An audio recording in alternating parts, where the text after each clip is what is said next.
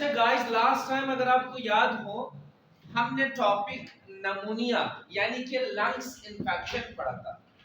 अगर इस lungs infection का हम इलाज नहीं करें तो यही नमूनिया, यही लंग्स इन्फेक्शन यानी मजीद कॉम्प्लिकेशन कॉज कर सकता है और वही कॉम्प्लिकेशन बेसिकली क्या है, ब्रोंकाइटिस। तो आज का जो हमारा टॉपिक होगा, हम कोशिश करेंगे ब्रोंकाइटिस के बारे में डिस्कस करने की।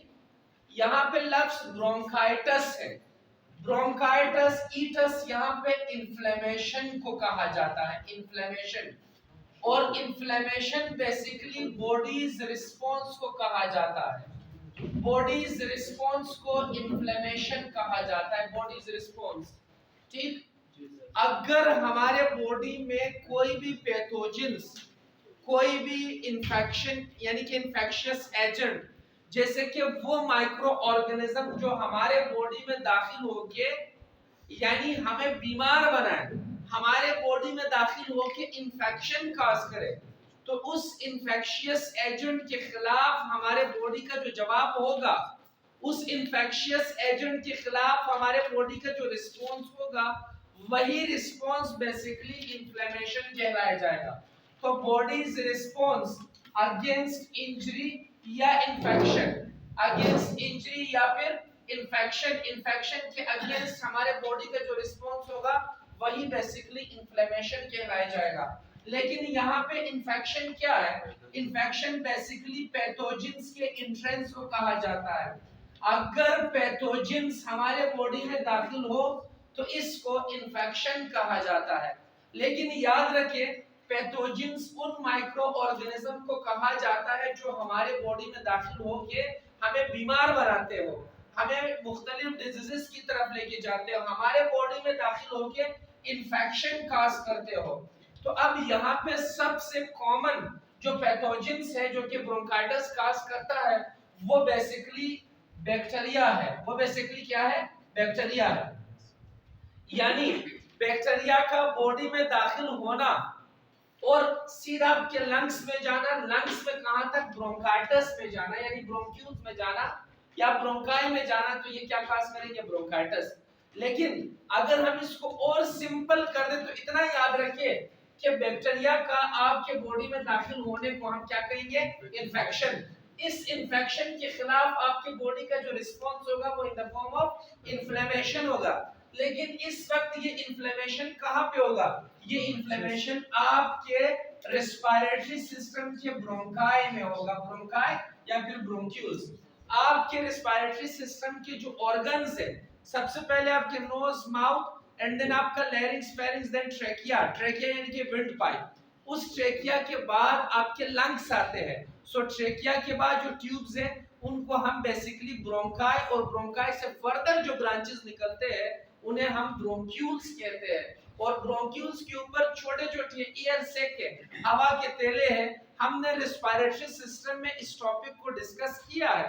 तो वहां पे उन्हीं छोटे छोटे एयर सैक को हम कहते हैं एल्वोलाई, जो आपके बॉडी में मौजूद यानी कि गैसेस एक्सचेंज होने में आपको मदद देते हैं, गैसों के तबादला करने में आपको मदद देते हैं। तो याद रखिए, अगर आपकी इस रेस्पिरेटरी ट्रैक्ट के जरिए, रेस्पिरेशन के जरिए या फिर ब्रीथिंग के प्रोसेस के जरिए ये बैक्टीरिया अगर आपके ट्रेकिया से पास होकर, आपके विंड पाइप से पास होकर आपके लंग्स में मौजूद इन्हीं ब्रोंकाई के अंदर जाके रहना शुरू करे, तो इससे इन्फ्लेमेशन ब्रोंकाई में होगा। Inflammation in the bronchi is called bronchitis. अगर इस चीज को, इस काजिस को हम और बेहतर तरीके से समझे तो काजिस, वजह ब्रोंकाइटिस का यही है कि अगर यही बैक्टीरिया या यही पैथोजेंस दाखिल हो जाए कहां पे?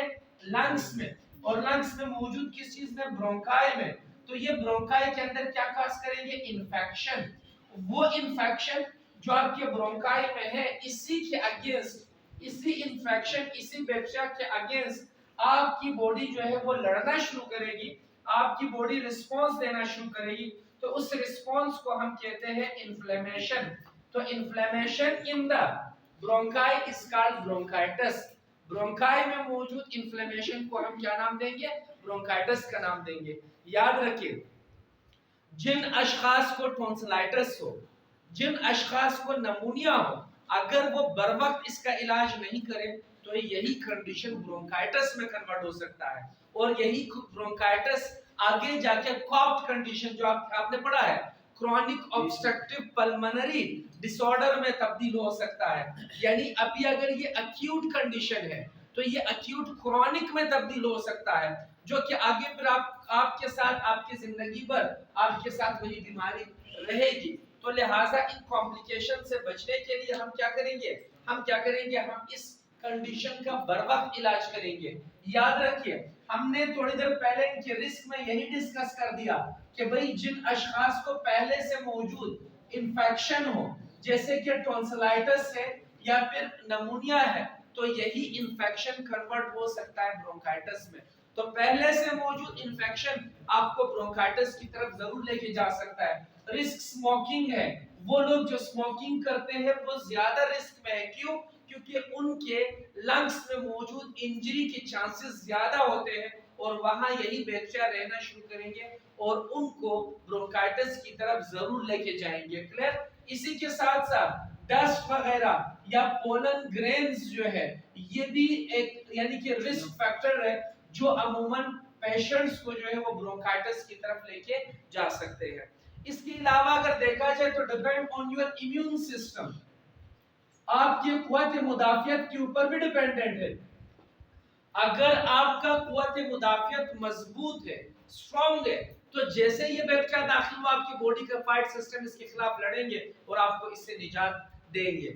लेकिन अगर आपका इम्यून सिस्टम कमजोर है तो यही बैक्टीरिया आप पे हावी हो जाएगी और आपका जो इम्यून सिस्टम है वो इनके खिलाफ नहीं लड़ पाएंगे और यही बैक्टीरिया आपके लिए जानलेवा साबित हो सकेगी। इसी के अलावा अगर देखा जाए तो ये कंडीशन एज के लिहाज से भी ज्यादा कॉमन है। ब्रोंकाइटिस जो कंडीशन है या एस्थमा जो है या कॉफ जो है ये बुजुर्ग लोगों में क्रॉनिक कंडीशन में तब्दील होकर आपको ज्यादा मिलते हैं। तो कॉमन इन ओल्ड एज, ठीक है। तो ओल्ड एज भी जितनी उम्र गुजरती जाएगी इम्यूनिटी कमजोर से कमजोर होती जाएगी और ऐसे बीमारियां फिर हमारे लिए जानलेवा साबित हो सकते हैं। इसके अलावा अगर हम बात करें तो साइन एंड सिम्टम्स यानी वो कौन से अलामत हैं जो ब्रोंकाइटिस में बहुत ज्यादा कॉमन है, जो ब्रोंकाइटिस में हमें मिलते हैं या हमें तकलीफ देते हैं। याद रखिए ब्रोंकाइटिस में कफिंग बहुत कॉमन है, खांसी, एंड कफ विद स्पुटम, खांसते वक्त बलगम का आना, कफ विद स्पुटम खांसते वक्त बलगम का आना ये बहुत कॉमन है। पेशेंट का जो चेस्ट है वो कंजेस्टेड रहता है, कंजेस्टेड चेस्ट। और इसके अलावा जो कॉमन सिम्टम है वो बेसिकली शॉर्टनेस ऑफ ब्रेथ, सांस लेने में दुश्वारी, पेशेंट को डिफिकल्टी इन ब्रीथिंग होती है, सांस लेने में उन्हें बहुत ज्यादा दुश्वारी होती है। इसके अलावा कभी कभार उस पेशेंट के चेस्ट से विजलिंग साउंड आना शुरू हो जाते हैं। अगर आप इनके साइन एंड सिम्टम्स को कंपेयर करते हो तो आपको यही साइन एंड सिम्टम्स नमूनिया में भी नजर आ रहे थे। तो सवाल ही यही है कि यही नमूनिया कन्वर्ट हो सकता है इनटू द ब्रोंकाइटिस, और अगर ब्रोंकाइटिस में हो तो यही ब्रोंकाइटिस फिर आगे कॉफ में क्रॉनिक कंडीशन में क्रॉनिक ऑब्स्ट्रक्टिव पल्मोनरी डिसऑर्डर में ये तब्दील हो सकता है। तो बजाय इसको तब्दील करने के इसका बर वक्त इलाज किया जाए, we have to take that patient to the doctor so that he may be able to do his treatment, ताकि वो बर वक्त अपना इलाज कर सके और वो इस कंडीशन से अपने आप को बचा पाए। ठीक है। इसके अलावा अगर देखा जाए sign and symptoms will move towards the complication. तो कॉम्प्लिकेशन यही है कि वो अशखास जिनको नमूनिया या हमारा जो टॉपिक है वो आज का दैट वाज ब्रोंकाइटिस, अगर नमूनिया था तो ब्रोंकाइटिस में ये कंडीशन तब्दील हुआ, लेकिन अगर ब्रोंकाइटिस का इलाज नहीं करते हैं तो यही कंडीशन बेसिकली कॉफ में क्रॉनिक ऑब्स्ट्रक्टिव पल्मोनरी डिसऑर्डर में तब्दील हो सकता है। यही ब्रोंकाइटिस यानी कि टीबी जैसे इंफेक्शन को वेलकम करता है। इससे डिफिकल्टी इन ब्रीथिंग यानी सांस लेने में दुश्वारी और ज्यादा होती जाएगी और पेशेंट की डेथ इसी की वजह से हो सकती है, जिसको हम कहते हैं प्लूरल इन्फ्यूजन।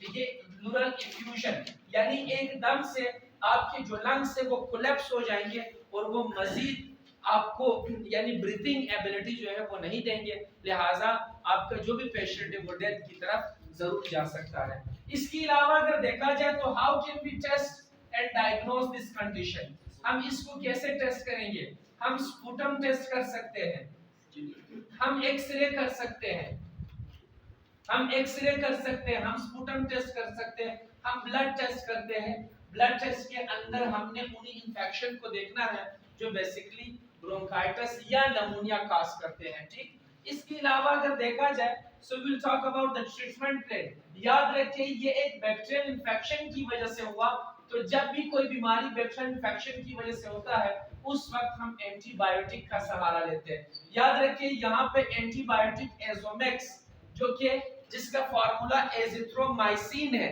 बहुत अच्छा काम करता है। इसके अलावा क्लेरिटेड जिसका फार्मूला क्लेरिसिड के नाम से भी आता है, जिसका फार्मूला क्लेरिथ्रोमाइसिन है, ये बड़ा अच्छा काम करता है। इसके अलावा सेक्युलर जिसका फार्मूला सेफेक्युलर है, एंटीबायोटिक है, ये वो एंटीबायोटिक है जो चेस्ट इंफेक्शन में खास तौर पे ब्रोंकाइटिस और नमूनिया की कंडीशन में बहुत अच्छा काम करते हैं। सो we can advise these medication to the patient। हम पेशेंट को यही मेडिकेशंस यानी कि सिरप फॉर्म में भी आते हैं और कैप्सूल फॉर्म में भी आते हैं, टैबलेट फॉर्म में भी आते हैं, हम पेशेंट को दे सकते हैं।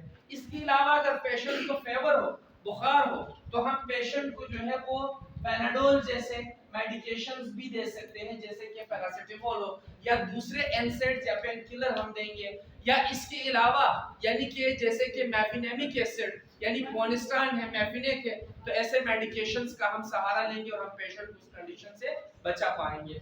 इसके अलावा अगर पेशेंट को विजलिंग साउंड या फिर कफिंग है तो खांसी से जो है उनको छुटकारा देने के लिए खांसी से उसे छुटकारा देने के लिए हम क्या करेंगे?